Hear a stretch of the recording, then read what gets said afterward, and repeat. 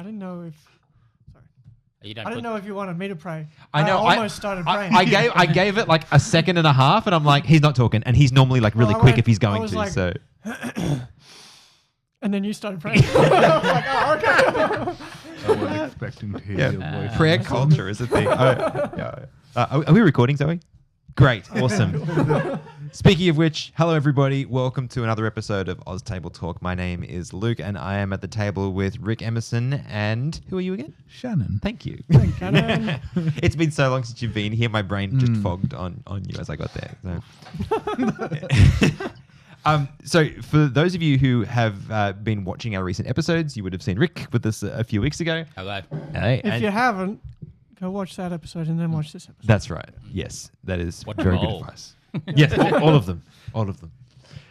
And so the thing that makes this fun is that Rick does not come from a Christian background, and so he has the ability to come and ask questions without anything coloring them. And we had a lot of fun last time. So.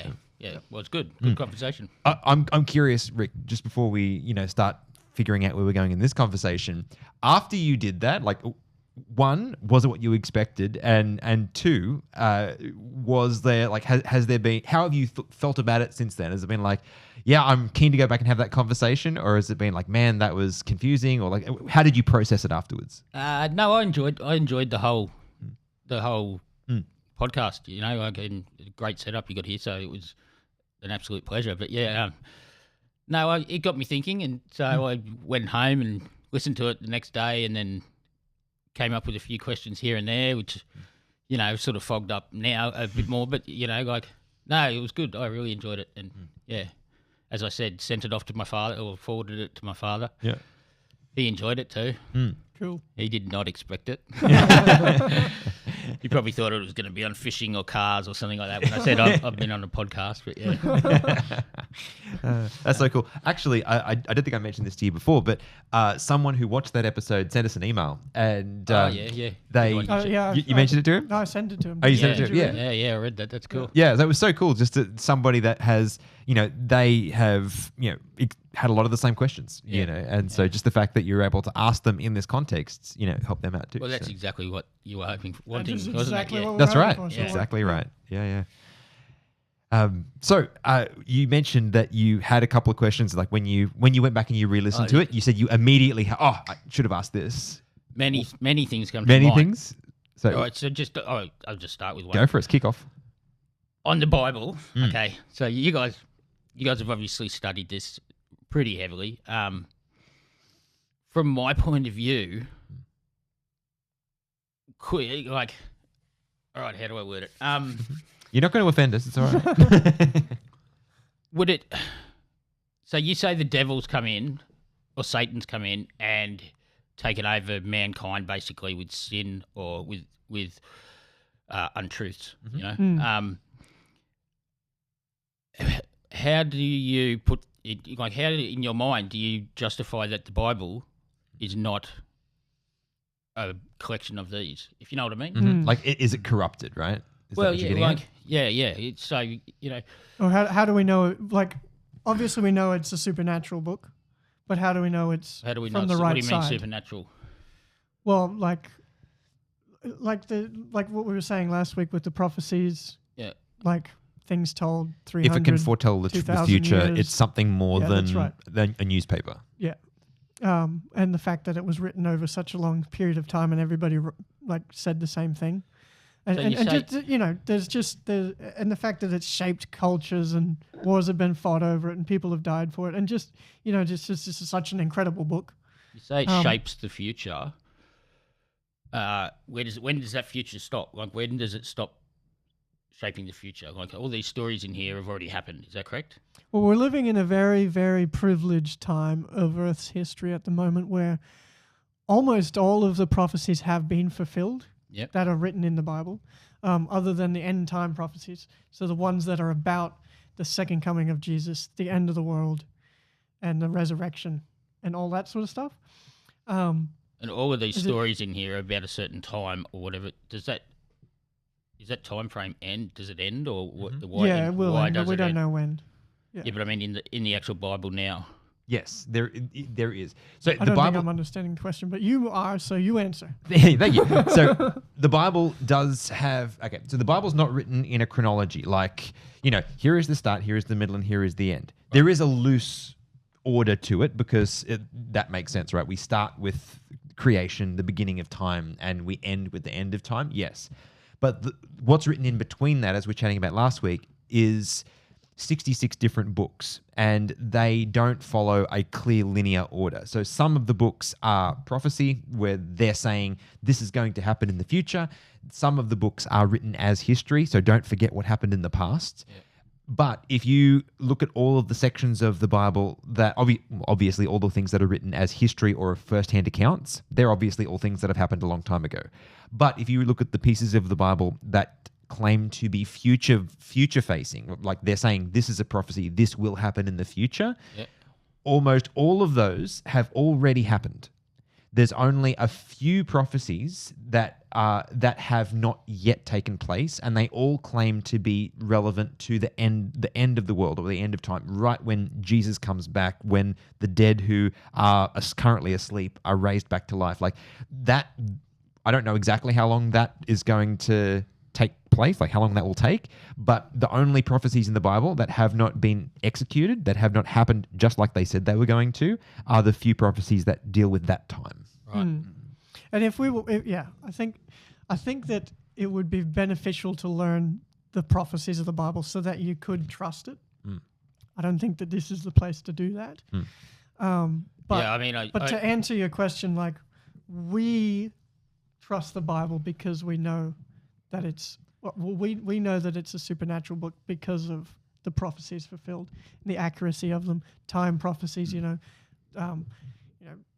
This many years from now, or this many years from this day, this thing's going to happen, and then it did, and stuff like that. Most recent one is the 1800s. Yeah. The last time prophecy to be fulfilled, which essentially brings the end of prophetic time from Bible prophecy, was in 1844. Right. So that's not that long ago. Right. So since that happened, we're like, okay, well, now we're living in the time of the end. Like, the end could happen at any stage. Like, it could happen at any time. Mm-hmm. So what was that? What was that prophecy that was you talking about in 1844 or whatever? Yes, that's the Daniel. It's Daniel chapter 8. 2,600 year prophecy. Yes, 2,300 date prophecy. 300, yeah. So I said that wrong. The summary of that, because that's a really, really big study, which if you're keen, we could actually do that maybe in another episode. We could devote a whole episode to that. But the short of that is, it was promised that in the Old Testament, God says, I need to give you something, like a learning tool to understand how I'm going to save you. And so he gives them the sanctuary services. And the sanctuary services is like a series of rituals that help them to understand. They live in agricultural societies. They understand the symbols of sheep, goats, farming. That's the symbols that these people understand. And so God gives them a way to understand how he's going to save them using the tools they understand. Okay. In that, he says, okay, this is what's going to happen. And and cutting out all the bits in the middle, after 2,300 days, my role is going to change, and we're going to be moving into this time of judgment, which is right before the end of time when I will return.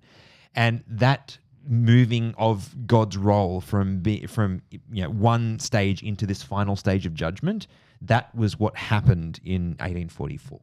Okay. So that's the end point. It coincides with things that happen on the earth, people understanding things, people growing in knowledge. So there's ways that we tie that date to it. But ultimately, that's what the prophecy was about. So okay. It's a lot. What did you... Yeah, right, yeah. I could just keep going with it, but yeah. So... But I think we still haven't answered your original question. That's what I was going to say, okay, so like the Bible claims, I've got a verse here that I reckon is first 2 Timothy chapter 3 verse 16, and it says, all scripture is given by inspiration of God and is profitable for doctrine, reproof, correction, for instruction in righteousness. Right? So the claim that the Bible is making about itself is that it is written by inspiration of God. And another one in... But would that not be something that Satan could write? Yes. This is... I'm getting to that. So this is the claim that it makes, and how can we back that up, I guess, is what you're asking. Yeah. Just how, basically what I'm asking is, question. how do you have the faith in everything that's in this book when we started the podcast pretty much last time with you saying that all of humanity's been taken over by Satan and we live basically under a rule of lies, if you know what I mean? Yeah, well... And yet you guys have a dead set faith in this book that's written in that time. Yeah. After we've been taken over by lies. Yeah. So how do I? Can I have you a crack have a just crack. while you're going on I'm that? gonna- Because I think there's a couple of things here, right? Yeah. One of them is that it's called faith for a reason. So there is a point where it's not provable in the mathematical sense of it being provable. Yeah, that's quite clear to me. Yeah, but but I believe it is provable, like beyond reasonable doubt. So, and what I mean by that is there's a few things. So just hypothetically, right? If you as an individual could be absolutely confident that there are examples or prophecies in the Bible that accurately predicted what happened hundreds and sometimes even like over 1,000 years ahead, and you were able to also see in the Bible that there was nothing that was false, right? You couldn't falsify. There was no lies that you could prove that were in there. Would you consider that to be an accurate document? Like, is that something that you would have faith in? If you could prove 99% of what's in a document and there's 1% of it you can't prove, would you say that you could trust the last percent? It depends on how I was proving it. Like, Can I say something you're like... just proving it with faith, Nothing, though, aren't you? nothing No. that we do in our lives is based off of proof, though. You can't prove anything. If I said to you, like the classic example is the last Thursday example. So if I said to you, like, everything that's ever existed came into existence last Thursday, and all of our memories also came into existence at that time to make us think that it's been going on for a very long time. Can you prove that didn't happen? The fact of the matter is you can't, because it's an outlandish statement, right? And nothing, and how can you be 100% sure that when you get in your car and drive home you're not going to die? Like, you can't prove that. So everything in our life is based off of evidence, and nothing's really based off of proof. Yeah, I mean, Right? So when it in comes our to lifetime, we could something prove like this, I with would photos, say, like for that sort of a thing. I know it's harder to go back generations and generations. Those photos came into existence last Thursday as well. Yeah, right. Like I'm saying, it's an outlandish Yeah. statement, but you can't prove it wrong, right? But the evidence is very clear that that's wrong, Yeah. right? Yeah. So what I'm saying is like, when it comes to stuff like this, we don't look for proof. We look at the evidence. Okay. The evidence is that Jesus was a historical man, and that he died and rose again, and that he loved everybody, and that he changed the world, and that we should probably look into that. See, I don't see your evidence of that though. I don't see it, if you know what I mean. Yeah. So, I don't okay. know where that evidence is. Yeah. Do you mean for Jesus as a person? Oh, just any like the faith. You've got that faith in all of this. What you just said, for an example, Yep. with Jesus and him coming back, like, and you've got evidence of it. Yeah. Like before last Thursday, I've got evidence in my phone or photos, say, or whatever, like Yeah, that. yeah. Like, or you can go and talk to other people who have actually seen me before last Thursday, so to speak. Yeah. So, Yeah, and that's what I'm saying, And but that's what I'm that's saying. evidence. In our, yeah. That's very, very good Okay. evidence. So I can't see your evidence that you Yeah, have well, of Jesus Yeah. coming. I have. You know. So that's why I'm saying, like, I believe it because I've seen all the evidence. Whatever. Yeah, that's what I mean. I don't understand what you well, mean by okay. evidence. Like evidence for the Well, you're just saying that you resurrection have is evidence. a good one. Yeah. So let's get into the evidence of the resurrection. Is it a good one to do? Go for it.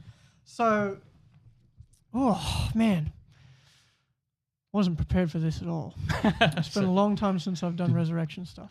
Did you have book on Josephus. It doesn't have to be the The- the Not handy. resurrection. I just used that because you just said just stated it that you Yeah. have evidence of Jesus. So, okay, the Bible is a record of so many different things that happened, okay?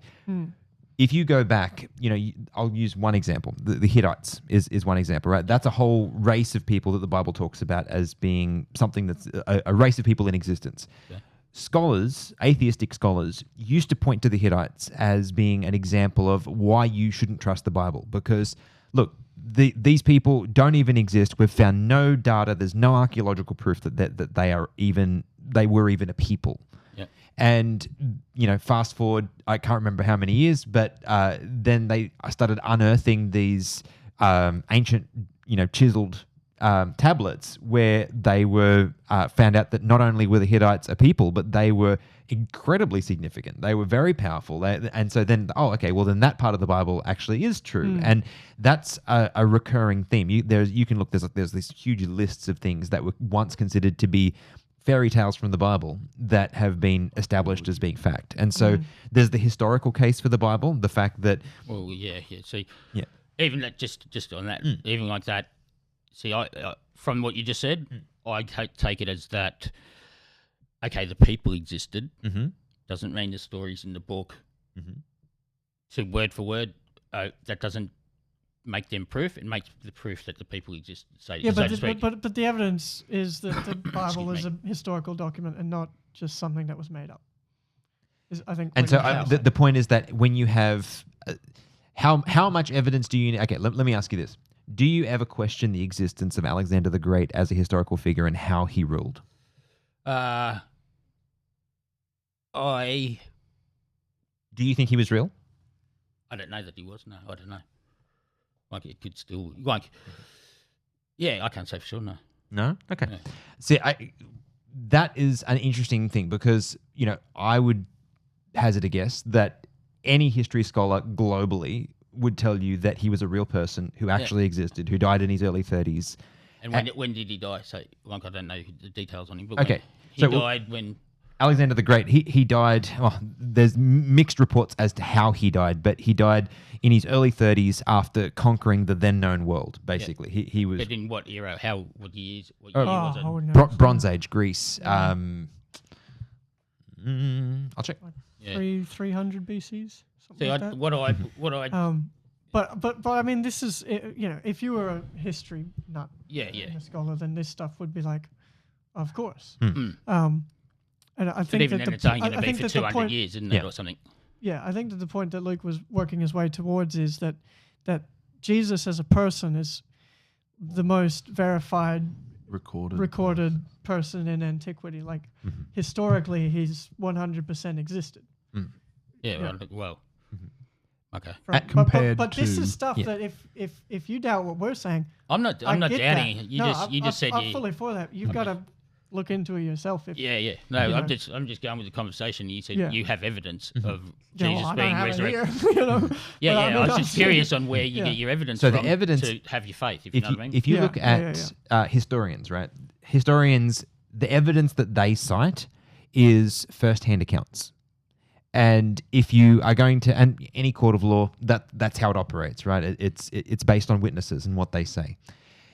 There is, we're in a time where we have so much evidence that the people that wrote about Jesus himself, those documents have so much weight behind them, like as far as verifiable copies of the things that people actually wrote in that time frame, and not just the people who were in support of Jesus, but people who were opponents of him as well. So you've got people who are incentivized to call him a liar, and people who are also his followers, and they both agree on who he was when he lived and ostensibly what he did. What they disagree on is, was he the Son of God or not? Right. And so all of the evidence stacks up, I think, very, very strongly for who he was, when he lived, what he did. Yes. The real question comes down to, and this is where the faith comes in, and that is, do you accept him as being the Son of God, or do you say, no, he wasn't? And if you say, no, he wasn't, well, ultimately, however you cut it, you've only really got three options. You can say, okay, yes, he was who he claimed to be. You can say he was a liar and he was a nobody, or you could say that he was crazy because, I don't think you could really, you can't really make that argument. Yeah. Yeah, you can't really make that argument because people make it. Yes, yes. Make it. But there's too much good evidence for the That's fact right. that he was in his right mind. So he was either a liar or he was who he said he was, but he can't really be anything else. And so that's where it comes down to faith. Yeah. And then when it comes to the resurrection stuff, it's so he died on a cross, which was a Roman form of torture. And so what they would do is they would nail you up by your hands, and then you'd hang there from your hands like this, and it would suffocate you because the weight of your body would be pulling down on your lungs. And in order to breathe in when you're in that position, you have to pull yourself up. And so in order to breathe, you have to pull yourself up, but you're not holding anything because you've got a nail straight through there. Yeah. Right? So you pull yourself up to breathe and then back down, and it's just like a awful way of killing someone, right? And then they put a crown of thorns on his head and like pushed that in. They hung him up completely naked to, essentially humiliate him. So he died in a very awful way, and the account says that one of the Roman soldiers said, "Oh, is he still alive or is he dead?" And so he went and stabbed him in the side, and where they stabbed him, it came water, right? And mixed with the blood. Mixed with blood, right? Which essentially, like, I'm not a doctor, but all the doctors that talk about this subject that I've seen go, "Oh yeah, that's proof that he was dead, because if he was alive, then that wouldn't have happened," blah, blah, blah, right? And so you go, okay, he was definitely dead. And then they take him and they bury him in a tomb for 3 days. And then all of his followers say, he's alive, we've seen him, he came, he saw us. And then, how many people was it? 500. 500 people also seen him, verified it, said, yeah, he's alive, he's walking around with us, here he is. He was back on Earth for several weeks, I think.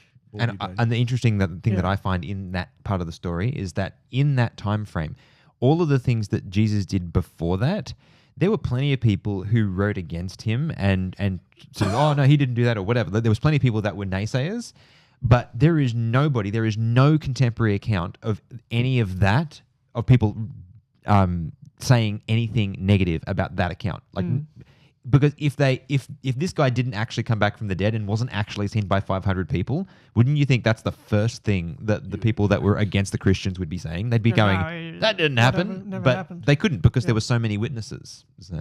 Yeah. And then the writers of the gospel, at least. And when we say least one of them the gospel, what we're meaning by that is the books that are specifically regarding Jesus' life. That's the first 4 books of the Old So you got Testament. the 4 books, Matthew, Mark, Luke, and John. Do you guys know who He-Man is, so? Yeah, watched him as a kid. So could it not be like a really early He-Man type story that Satan has put out there or something like that? That's sort of like what my question is. Okay. That is a good question. Let me ask you this. You know what I mean? Like, No, let me ask I you get what this. you're saying. If you were... Okay. I'll make a deal with you. I will give you $10 million. I will give you I like this deal. This is a good deal, okay? I will give you $10 Might million. not be as good as you think. I will give you $10 million. All you need to do is to tell everybody that I came back from the dead. Would you do it? I can reach everybody, but... But anyone who asked you, right? I'm sure I'd give it a go. Yeah, okay. What if someone comes to you after that and holds a gun to your head and says, "Did he really die?" Did you really go to the moon, so to speak? Yeah. Yeah. Would you be happy reference. Would you be happy to die for my lie, or would you be like, "Nah, he didn't. Sorry." You wouldn't die for a lie, right? What about they No, of hang course you not. upside down and start sawing you in half and say, "Go on, admit that it's not true." You know? Yeah. You'd be pretty incentivized. That's what happened to Yeah. one of the disciples. Yeah. They never once broke. They always consistently said, "No, Jesus, he did. It's true." And why would hundreds of people all universally choose to die rather than say that they were wrong? Yeah, see, like all of that is all part of the same He-Man story, isn't it? No, because these are first-hand accounts. This goes back to the proof versus evidence. Yeah, Right. Yeah. So, like, sure, maybe you say, okay, it's a He-Man story, and you can't prove me wrong. No, maybe I can't. But the evidence is very, very strong. I'm not saying it is. I'm just sort of, you know. But well, that's my argument. Is we don't base our lives off of proof. We base it off of evidence, and the evidence for Jesus' resurrection is incredibly strong. from the book. Oh, from history. And what's from- okay? the book, Here's from another way history, of from asking it. Antiquity, from all kinds of places. What's to say that 200 years ago, like when we sort of, someone didn't come out with this storybook and put it all down then, So from 200 years ago, all of it. Okay, so there was So all the history in it is written after the written fact. as a pretend story, Well, like a He-Man story, like I'm saying, about this He-Man who's Jesus. Archaeology would prove that wrong very Very easily, essentially. So There was in Qumran, in the Middle East, there was in the early 1900s, there was a group of Bedouin shepherds, and there were some kids. They threw a rock. And we told you about this last time. Yeah, okay, yeah. So these documents that they found have exact replicas of the Bible from 800 years before Jesus was even born. Right. So there's no legitimate archaeologist that would be able to make the And argument where that are this was these? written Like, after. but you guys haven't seen these, Yes, I actually have. have you? Yes, So I have. where are they? There is a museum in the Middle East for it, but some of them were sent to Australia as a part of a museum exhibit in Canberra, and I went to see them. So I actually have seen them in person. Yeah. Yeah. But right. I mean, heaps of people have seen him Yes. in person. And I think what we were saying last week is that document has prophecies about the life of Jesus in it that were fulfilled, which is very, very good. And Very, you Good can evidence. view them online. Wait a second. Would you agree that that's good evidence if that's true? It's something. I guess my mind straight away goes to, could someone have knocked them up? If you know what I mean, like, could they be have?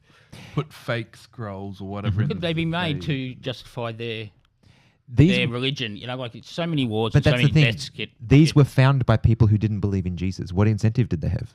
Yeah, but if I knew those people who found it, then maybe I would believe it. But the powers to be, the way I see it, is they could. There's more They evidence. could have though. just come out like our government now. It's just ridiculous. Like they could have come out and gone, we need something to prove this because Rick's over here saying that Yeah. he's coming out with some points. We need some proof to show this dude, right? So, but here's the thing: those scrolls, right? They didn't just here's some scrolls and read them. These were written on a constellation of different mediums, right? Some were written on animal hide. Some were written on copper that had been rolled. So they're all different kinds of things that were parts of the media, and some of them had, essentially welded together over the course of time. And so this whole thing, some of it was using ultrasonic or imaging technology, like medical imaging technology, where they used to read the ink through the layers because they have to destroy it in order to open it and things like this. It'll fall apart essentially. Yeah, It's and so old, yeah. these are things like this level of patina, historic patina, so to speak, is so deep that it's not something that's fabricatable. And if you can't fabricate it, it came from a time before that, and the people who found it and translated it don't have any skin in the game. They have no incentive for it to claim that the Bible is true. How much more information, how much more evidence would you need before you called it compelling? Come on. Yeah, straight away I'd be like, my mind goes to, okay, that would be definitely something if I would say the Catholic Church or whatever church to prove my case. I can get, people to come in and sit with me and be, justify, say that this is this and that's that, and So I guess I would have to see it in person and have to be touched by it in some way, for it to be proof. This is getting into really... Same thing with Hitler, say.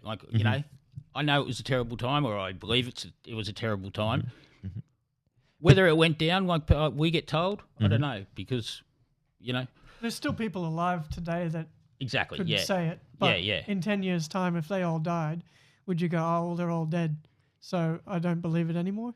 No, it wouldn't be. I don't believe it. It'd be like I don't have any proof. Like, and I still, even to this day, Proof of how it went. I don't know. I don't know anyone personally. Yeah. I know that it was a terrible time. Yeah. No, I get what you're saying. Okay, Yeah. so I think this is going in an interesting direction because I think this is what you're asking for is actually something different to what we're talking about. And I think this is why we're sort of been trying to look for common ground here. Yeah, I probably haven't worded it. No. But I think there's an interesting thing to be said here. When you have,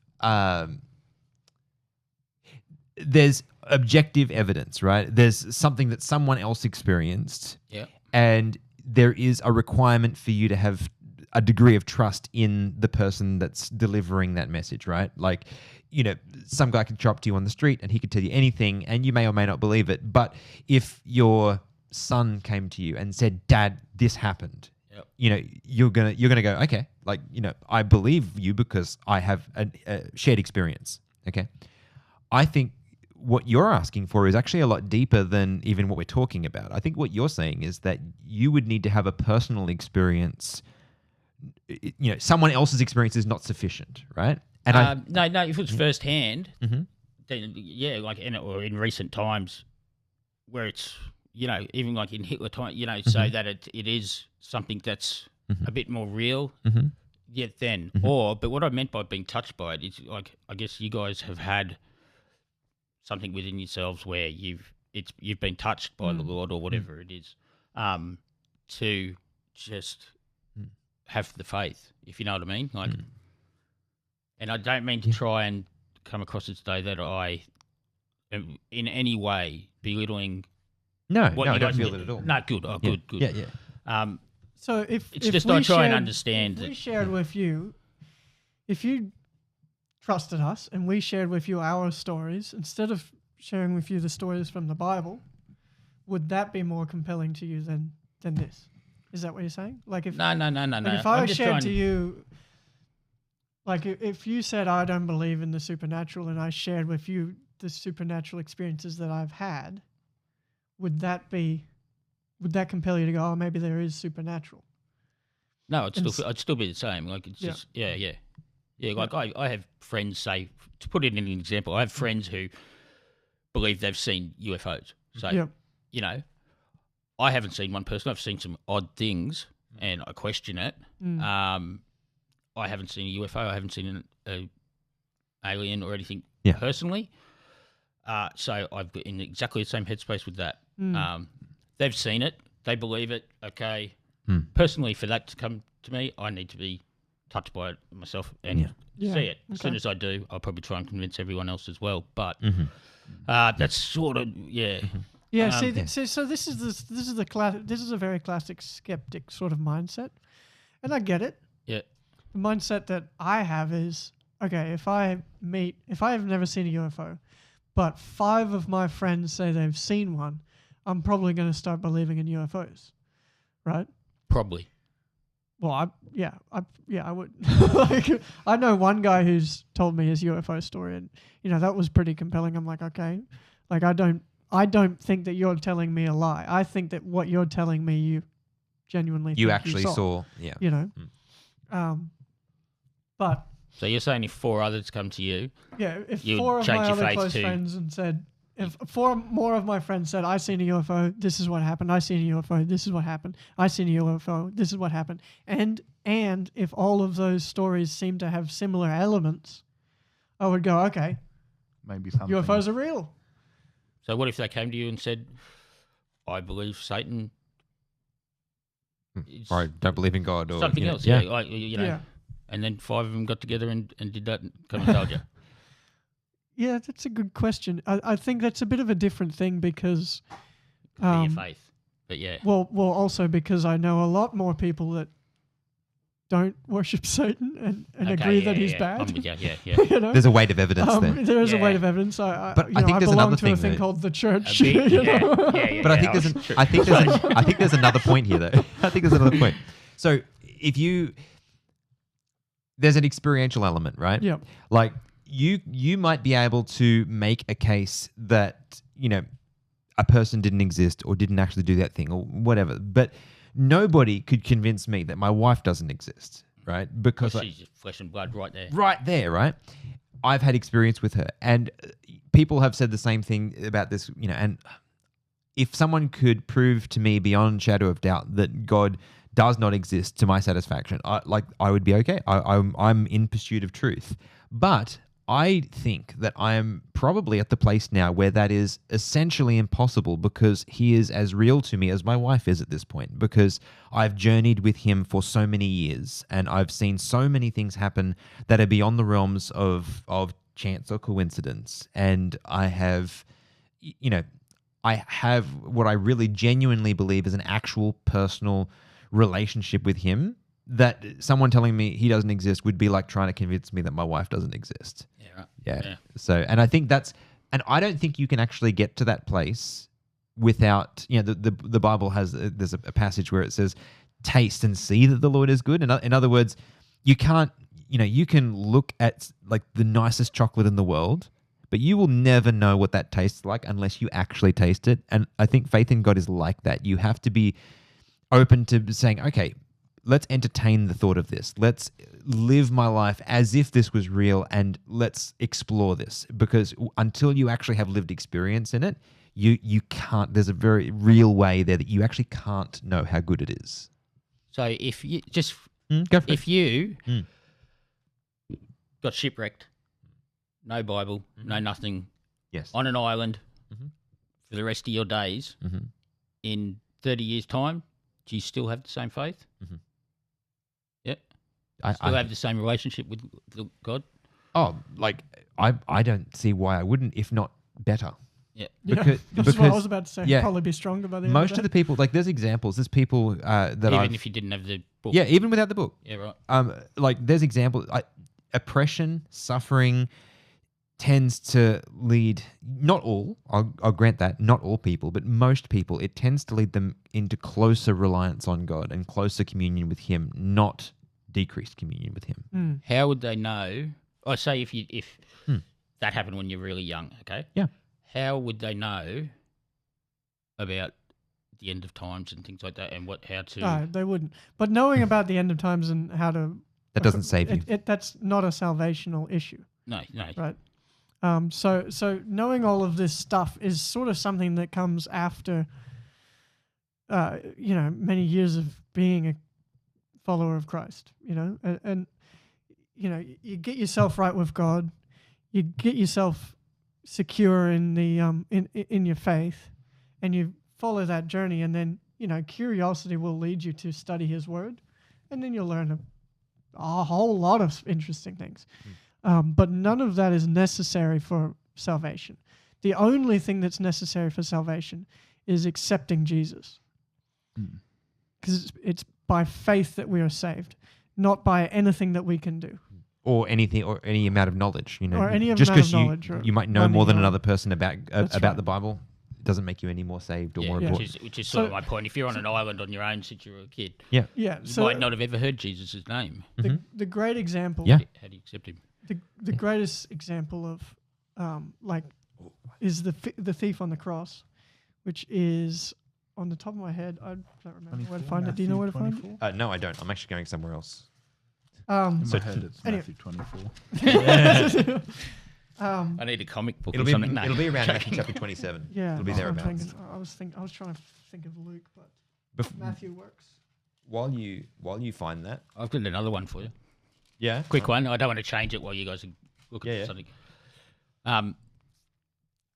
From our last podcast, I sort of got that you guys hold on to a lot of your negativity, so to speak. So when you feel like you've sinned or you've done something bad, you guys hold on to it really full on. And I sort of got from it as well that when you feel that you've done something righteous, good, whatever, you hand it off and give it to God. It's God's. You're like, here you go, God, that's how God's working in me, or whatever it is. Here you go, you take it all, and you keep all the negativity within yourself. That, to me, would be a classic move by Satan for mankind to hold on to negativity and to get rid of positivity. I agree with you. Yeah, right. Okay. Simple. I actually think that is one fundamentally wrong thing that Christians do, in that they hold on to the sin, because from my perspective, Jesus died to get me as far away from that sin as possible. It actually says that he throws the sin into the depths of the ocean, like so far that it can never come back to you. And I think Christians hold on to that in a way that is really unhealthy. Yeah, and from what I got, you guys seem to play it over and punish yourselves within. It's in a certain way, sort of thing. Yeah, it's hard not to, but I don't think I do much. Depends on. I'm curious what we said that made you think that, because I just remember you saying, you in particular, said a couple of things like, when a good point came up, I think you said, "Oh, that was the Lord working in me to get this done," or that was just something to get. I can't remember exactly what it was, and I just felt from it and took away from it that when you do something or you feel you've done something righteous or whatever it is, it's because of the Lord, and you give Him the credit for the good, and any of the bad you take onto yourself. And yeah, that's just sort of the way I felt. Yeah, I can't remember exactly. Well, the way I see it is that when you accept Christ, you hold on. You do. I believe as a human, we are responsible for the decisions that we've made. 100%, and so, yes, I think we should hold on to that. Not that we should hold on to it. We can't help but hold on to it until we find forget about it. But until we find a way to relieve that burden, right? And the whole point of what Jesus did was so He could take that from us. And so I don't feel condemned for any of the sins that I've committed, even the ones that I committed this week. They're not mine. They're His. He took them, and that's what I would consider the feeling of freedom. The fact that I consider the good things that I do to be a result of Him living in me is also liberating, because I see that as how He is teaching me how to be the peak version of myself, right? So anyway, but I don't know. I also don't take credit for that. So like you said, if insightful question, all of the horrible things that I've done, and I don't feel the weight of them weighting me down, because I know that He's taken that sin for Him. And also, as you said, I'm sort of repeating a bit of what you said to get to a point. What you said is, the good things that I do as a result of Him living through me, I also don't really take any credit for that, because just as the sin is no longer mine, those good deeds that I do are also not really mine. The glory goes to God. But you don't get the sins taken away from you till Jesus comes back. Is that right? No. Like from as far as I'm concerned, as far as the Bible teaches, our sins were forgiven when Jesus died, thousands of years ago, right? Oh, even the ones he's doing for now. all those who even the ones I'm doing now. I thought he had to come back. Sorry. Oh, sorry. He's coming back, but He's coming back to put justice in place. So those that have accepted Him get to live for eternity, and He's setting things right. He's not coming back to forgive us. We're already forgiven. Even ongoing sins. He desperately wants to eradicate all wickedness and evil. Yeah. But He can't do that until He's sure that it's played out long enough that no one's ever going to try it again. Or desire to do it. Yeah. Or desire to do it again, right? Because he's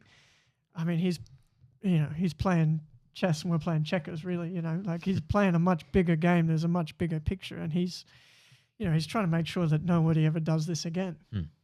Can I just cycle back? Because I wanted to get to, there's this story. I found my verse. Can we do this first? Yeah, okay. All right, back to what we were saying before about how it's nothing that you do that can get you into heaven except your acceptance of Jesus. So this is, Jesus was hung on the cross, right? As I was explaining, on either side of Him were two thieves, right? And they were also being killed by the Romans.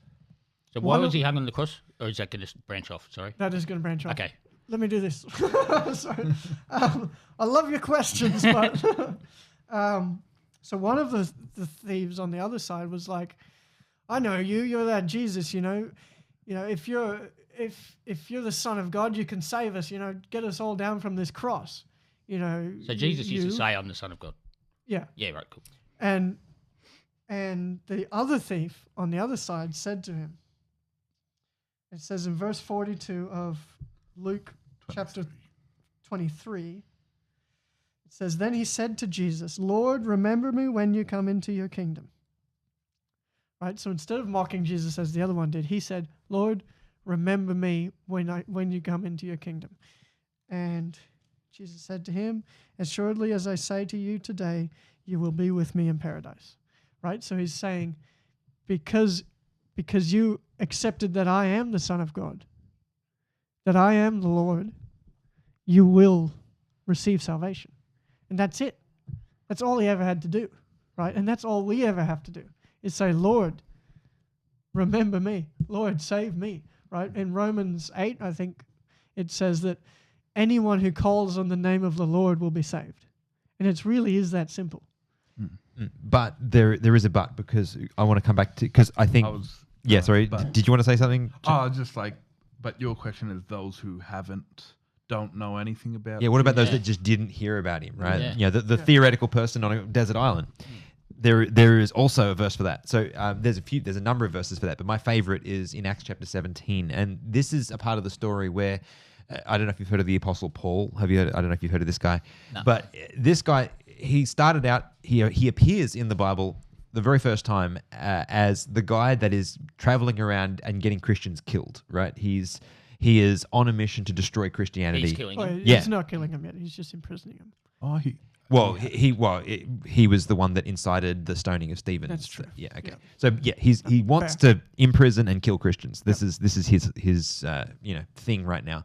And somewhere in that process, he gets into a situation, that's a whole story, but he becomes a Christian himself. Mm-hmm. Where now, fast forwarding through the story a bit, he ends up traveling into these different places. He ends up in Athens in Greece. And while he's there, he's looking for an opportunity. He's like, how do I present the good news about what I know about Jesus to these people? They're a totally different culture. They're worshiping all these different gods, and this is very foreign to them. And so he's like, how do I do this? Anyway, there was a place in ancient Athens called the Areopagus, and also called Mars Hill. That's where all of the philosophers, all of the thinkers, the movers and shakers from Athens, they would collect there on a regular basis, and they would have it out over these ideas and argue with one another and present all of these different ideas, right? Tell their stories. All the big thinkers. Yeah, all the big thinkers. And somebody hears Paul talking in the marketplace and goes, "Hey, come up to the Areopagus tonight. Like, we'll hear what you got to say there." Eminem's playing. Yeah. Yeah. And so he goes up and he goes, right. And he does something that we often label contextualization. So in other words, he takes the truth, but he puts it in a package that these people are going to get, right? And so this is in this passage here. He says, verse 22, it says, "Then Paul stood in the midst of the Areopagus, and he said, 'Men of Athens,'" so he's starting his sermon, "'Men of Athens, I perceive that in all things you're very religious. For as I was passing through, considering the objects of your worship,'" so he's looking at all the idols as he's walking through, "'I even found an altar with this inscription, to the unknown God.'" And history you can read about this God in the history books, that they didn't want to risk offending the God that they couldn't remember or didn't know the name of, and so they actually had an altar at that time to the God that they couldn't remember, or the one they didn't know. Okay. And so he uses that as his way to explain his God, and he's like, okay. "Therefore, the one whom you worship without knowing, it's actually him that I proclaim to you. God, who made the world and everything in it, since he is the Lord of heaven and earth, does not dwell in temples made with hands, nor is he worshipped with men's hands as though he needed anything, since he gives to all life and breath and all things." So he's saying, so the God I'm telling you about is actually the one that made everything. And he's the one that you're talking to here about, the unknown God. He doesn't need you to build a temple in order for him to be God. He just is. Right? And so this is the point that's relevant to your question. "And he has made all from one blood, every nation of men, to dwell on all the face of the earth, and has determined their pre-appointed times and the boundaries of their dwellings, so that they should seek the Lord, and that they should hope, and they would grope for him and find him, though he is not far from each one of us. For in him we live and move and have our being. For as some of your own prophets have said," and then he goes on to quote some of their prophets, and picking up again in verse 30, he says, "Truly these times of ignorance, when you didn't know about him, God overlooked that. But now, because I'm telling you about him, now he commands all men everywhere to repent, because he has appointed the day on which he will judge the world in righteousness." And then he talks about Jesus being the one who will do the judging. So to make that into modern English, He's saying, this is the God that you didn't know about. I'm telling you about him. He's actually over everything else, number one. Number two, he decided when you would be born, like, the fact that you were born in the 1900s versus someone being born in, 800 BC. He picked when you'd be born and where. So he picked that you'd be born in Australia, and I would be too. And the reason that he said he would pick those places is so you would have the maximum likelihood of being able to find him and have a relationship with him. That's why you were born when and where you were. And then he says, in the times before that, before you knew about him, God winked at that ignorance. That's the language they uses elsewhere. So basically, if you don't know, God doesn't hold you accountable for the things you don't know. He only holds you accountable for the things that you do. And so I would say that's the answer for the kid that grew up on the island. If that kid was living according to their conscience, doing the things that were right, then they are okay. The problem for that hypothetical child would be if they're 42 and a boat arrives on the island and they get taken somewhere else, and somebody gives them the opportunity to learn about Jesus, to learn about how that operates, then that person knows and they're responsible for what they know. Just like each one of us is. So. Yeah. You're one of three things. You're either ignorant and God knows that you're ignorant, or you're in acceptance of him, or you're in rebellion against him, or denial of him. So those are really your options. And so, it seems harsh, but there's no really other way of doing it. Yeah, I can see that. Yeah. And I would say that there are people who are... there's going to be people in heaven that show up and go, why am I here? What is this? Yeah. Yes. There's actually like prophecies around that where there will be people, because you were saying, we were talking before about Jesus being nailed to a cross. There's people who will see his scars and they'll say, what's that? Yeah, what's that? Like, what happened to you? That, like, they will have no knowledge of who Jesus was or what he did, but how they lived, and their response to God's influence on their life was such that they were saved. So, yeah. Okay.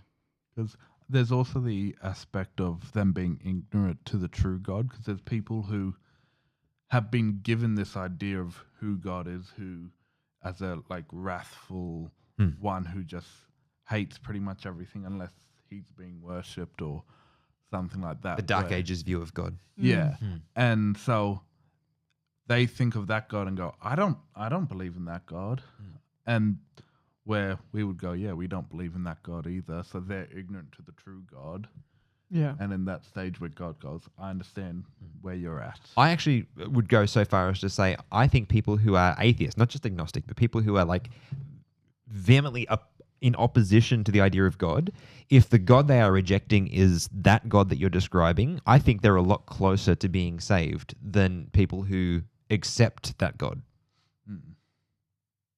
Which, well, atheists would be because they reject all gods, don't they? Yeah, exactly. But my point is, if the reason they're rejecting God is because they think that the God that people are, the God that they're rejecting is the one that is that wrathful version of God, then I actually think that God would be in support of that decision, because that's not the version. That's like them believing a version of him that doesn't even exist. I think it's Ricky Javis, is it, or whatever? Ricky Gervais, yeah. Did you hear his? Yeah, he's a big time atheist. Yeah, and he was. I saw him on a talk show, and he said, he goes, "Oh, look, I'll put it this way, I believe in one less God than you do.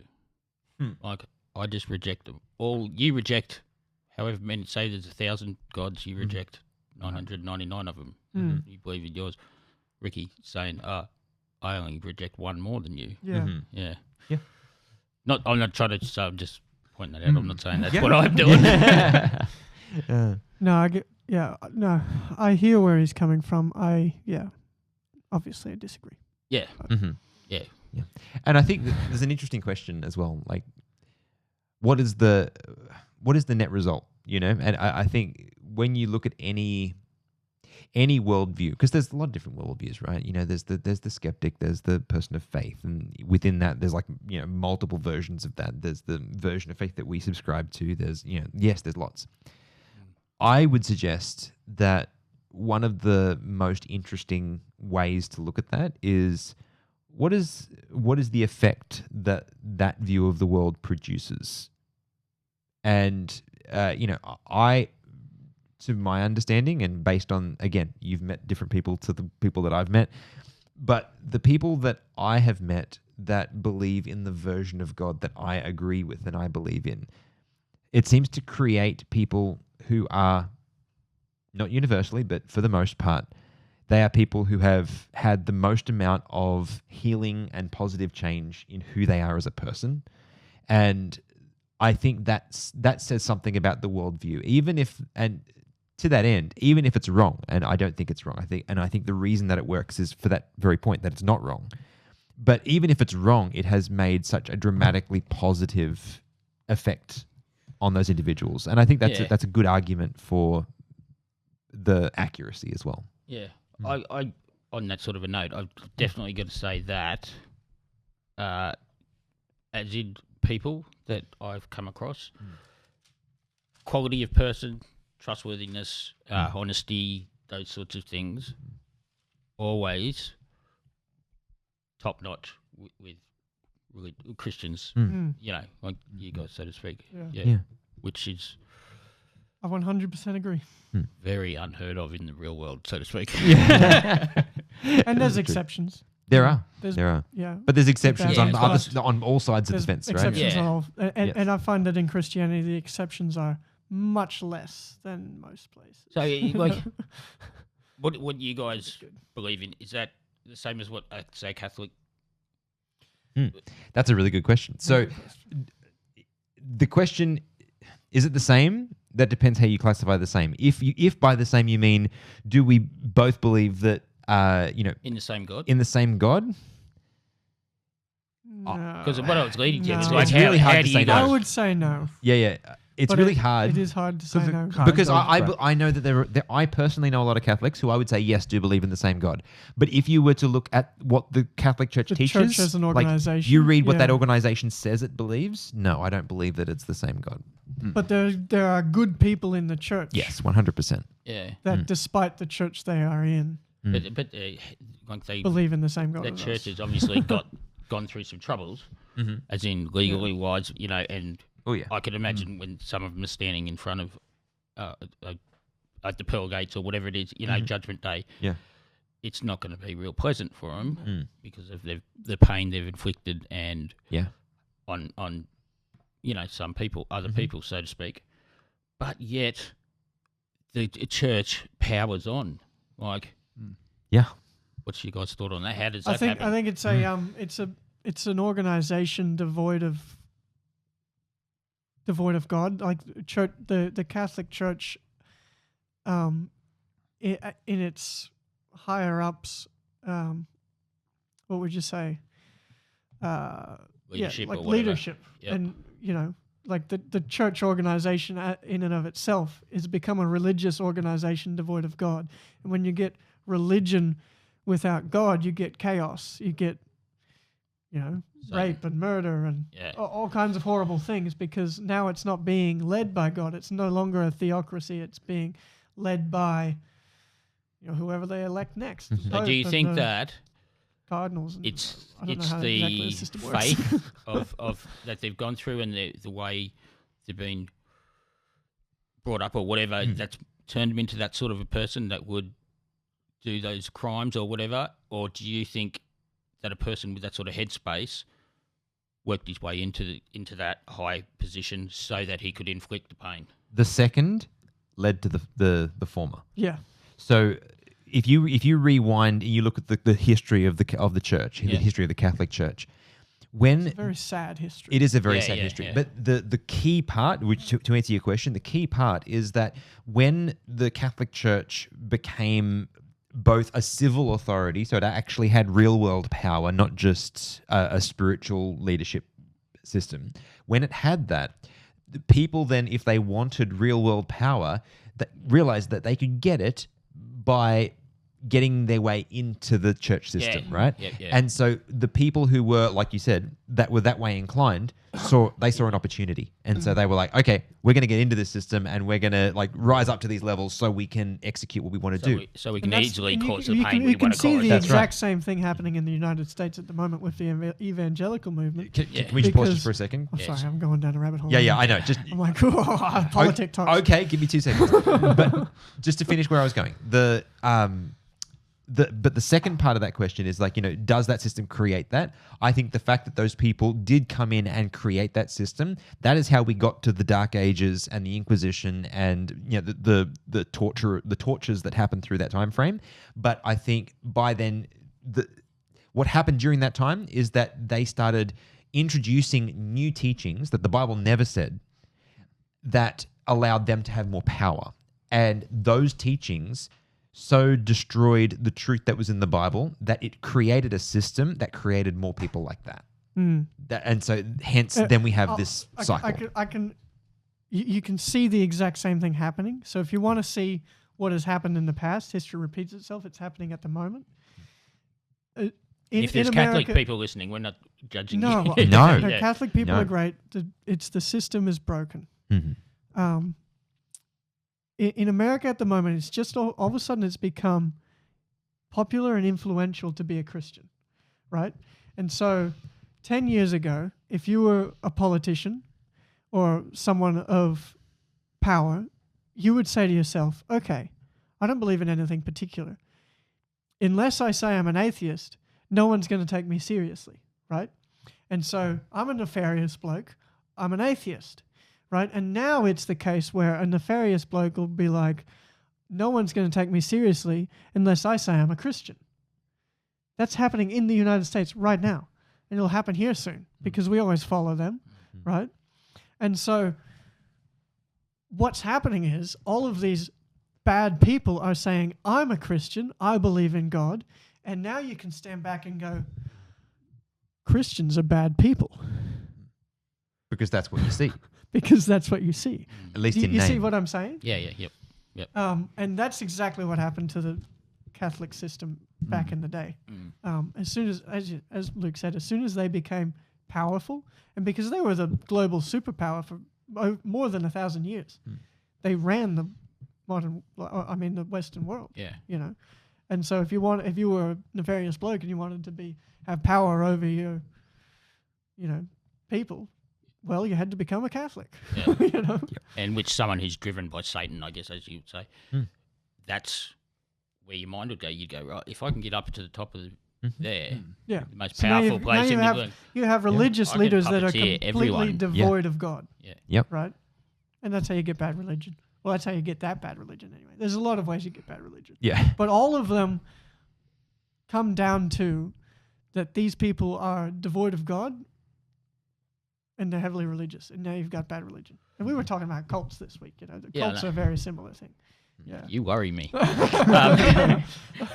like, I've got 80 acres there. I was like, if I do buy this 80 acres, like I reckon I could just give out a bunch of spots to a bunch of my friends, and we could start a little community. And he goes, "You mean like a cult?" I'm like, "Yes, like a cult." And then he got excited the rest of the day. He couldn't stop till he was like, I started ranting about cults. yeah.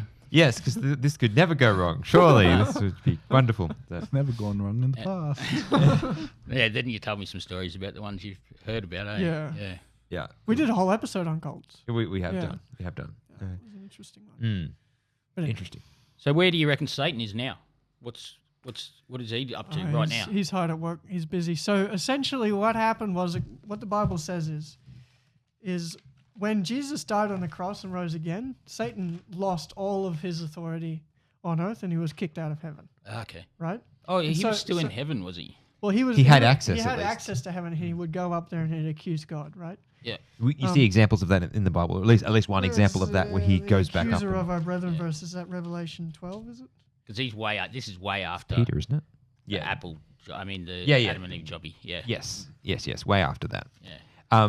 So it seems to be that the pattern is he is in heaven originally, as we chatted about last time round. he is kicked out of heaven. I can read it right here. Okay, you got it. I'll read it. So Revelation 12 verse 7. Mm-hmm. And war broke out in heaven. Michael and his angels fought with the dragon, Satan. And the dragon and his angels fought. But they did not prevail, nor was a place found for them in heaven any longer, right? So they've been in heaven, they've been fighting, they've been warring, and now it's like, all right, there's no place for you here anymore. Yep. Who said that? It was just so- a general consensus or something. Well, because God had won the battle on earth. He said who said it. So like essentially this is the person narrating, right? Yeah. This is the narrator saying. Yeah. So that great dragon was cast out. The serpent of old, called the devil and Satan, who deceived the whole world, was cast to the earth, and his angels were cast out with him. Then I heard a loud voice in heaven saying, now salvation and strength and the kingdom of our God and the power of his Christ have come. For the accuser of our brethren, that's Satan, the accuser of our brethren, who was accusing them before our God day and night, has been cast down, right? So he's gone. They've booted him out of heaven because he's been up there and he's been accusing them this whole time, right? Mm-hmm. And I think Who's that? Like you're saying they've booted him out, but As in doesn't say. as in God and all of the angels. We don't know all- a whole lot about heaven. Right. We do know that But God is there, and we do know God's that the there, there's angels a are there. hierarchy, Yeah. and Yeah. So I think I explained a little bit last week about how. Anyway, I'll keep reading. Yeah. Verse 12, it says, "Rejoice, O heavens, and you who dwell in them." Right? Why are they rejoicing? Because Satan's gone. Right? And then it says, "Woe to the inhabitants of the earth and the sea, for the devil has come down to you having great wrath, because he knows that he has a short time." So essentially, he's down here now before he lost the battle in heaven, which the battle for him was lost the moment Jesus raised from the dead, right? Before he lost the battle, he was in heaven, he was on earth, he was controlling things here, he was accusing things up there. And Trying now, to take over. trying to take over, right? He's trying to take God's kingdom from him. That's why we're here. It says, "Rejoice, O heavens." It says, "Woe to the inhabitants of the earth," right? And then it says, he's down here with great wrath because he knows he has a short time. So previously he was here trying to steal the kingdom from heaven. Now he's stuck here and he's just angry. Because he So knows. he's down here, you reckon? Yeah. Yeah. He's doing what he can to destroy. Well, this is the only place that he can be, because this is the only place where in the universe where there is sin. Mm-hmm. And so anywhere else, He doesn't have don't legal. want He has no legal right He has to no be legal anywhere right. else. That's right. Right. because he's How just do you know that? Through studies of the scripture. It's, Yeah. Right. Okay. Yeah. It's basically the story told throughout the entirety of it. There's one. There's And it's only you guys, or only us that's got sin. yes. Yeah. So essentially. And hang on Get to that that. from Hang on Job to and- that sin, mate. No.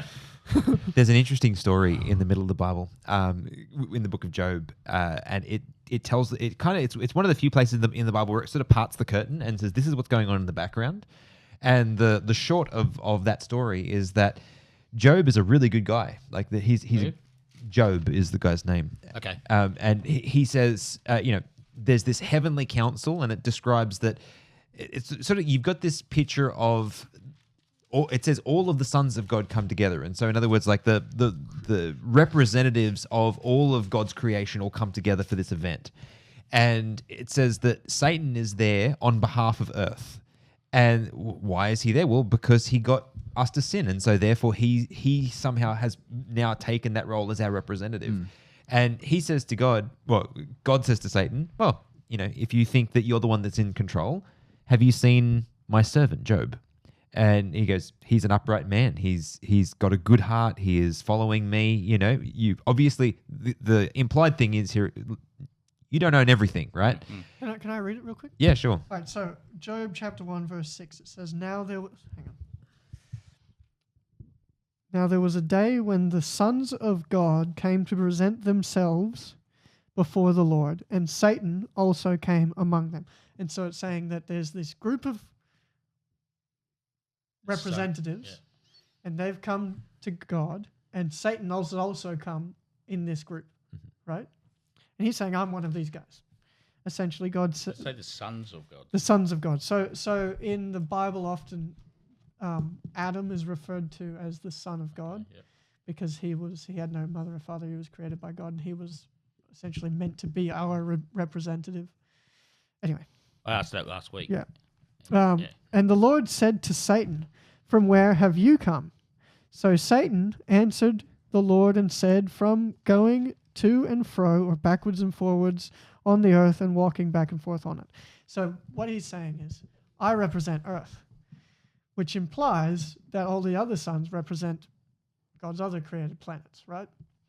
And the other Jesuses. The other Adams. The other Adams. Yeah. Okay. So the heads of those planets, the ones that God has appointed to be the head of that planet, right? Yeah. And Satan has come and said, "I'm the head of Earth." He's not saying he's the head of Earth and this one and that one and that one. No, he's saying, "I'm only the head of Earth." And the implication is Earth is the only fallen planet, essentially. Mm-hmm. So everyone else is good. We're the only unlucky. And by the way, we want Satan the to rest of that story is Satan saying to God, "Well, if you think that he actually serves you because he loves you, you're wrong. Because if you actually just let me hurt him a bit, he'd just turn around and curse you." And God says, "Okay, let's put that to the test." And so Job loses his children, he loses his wealth, he loses all of this stuff to the point where he's like ready to die. And he still... Satan leaves his wife alive. Yes, because she stays there and nags him and tells him to curse God and die. Yep. Did you just make that up? No, that's true. That's absolutely true. Satan took everything that's good that he not had. funny. Yeah. Satan took every good thing that man had. Anyway, sorry. Yep. But yeah, as the story goes on, basically Job can't be cracked. Like he suffers. He wishes he was never born at one point, but at no point does he reject God. And then eventually God says, he questions God. He questions God, But he never absolutely. rejects him. Yeah. But eventually God reveals himself to Job, and then Job, the restoration takes place. God gives him back, more than he had before, like by a large margin, and he has more children and lives a long life, and all. But the point that's made by the book in total is that there is this war, this controversy going on between God and between Satan, and it's all about the character of who God really is. Does he have the best interest of his children, or does he not? So. And the point of the story is that sometimes really bad things happen to really good people. Yes. And it's not because God is evil. Yeah, or that they've necessarily done something wrong. Or that they they're deserved bad it. people. That's right. Yeah, Yeah. exactly. The point is that we are stuck in the middle of the crossfire of a massive battle that's going on. Behind the scenes, behind the curtain. If you could say. Yeah, there would have been plenty of times. When you look, I will say, when you look at the world through that lens, everything starts to make a lot more sense. When you see it as a battlefield. When you see it as a battlefield, good versus evil, and there is a good force out there fighting for good in people's hearts and minds, and then that there is an evil force out there fighting for evil in the hearts of people's minds. What? In the hearts of people's minds? That was good. Carried away in the poetry, sorry.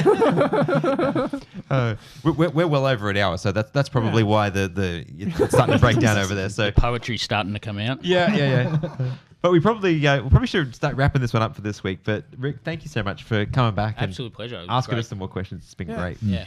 Coming back again? Yeah. If you Yeah, want. we'll try again. Do it Yeah. Keep this going. So no worries. Well, we'll leave it there. Thank you so much for joining us. If you have enjoyed this episode, please share it with a friend. If you have any questions that you'd like us to explore, by all means, let us know about that. And one of the things that we continually suggest that people do is to have these kind of conversations yourself. If you don't belong to a small group where you can call your friends around and do this, I advise you to spend some time, call some people, say, hey, come over on Friday night, let's have a conversation. So if you do that, take a selfie, send it to us. We'd love to share it on the show, and we'll catch you guys next time. God bless. Yep.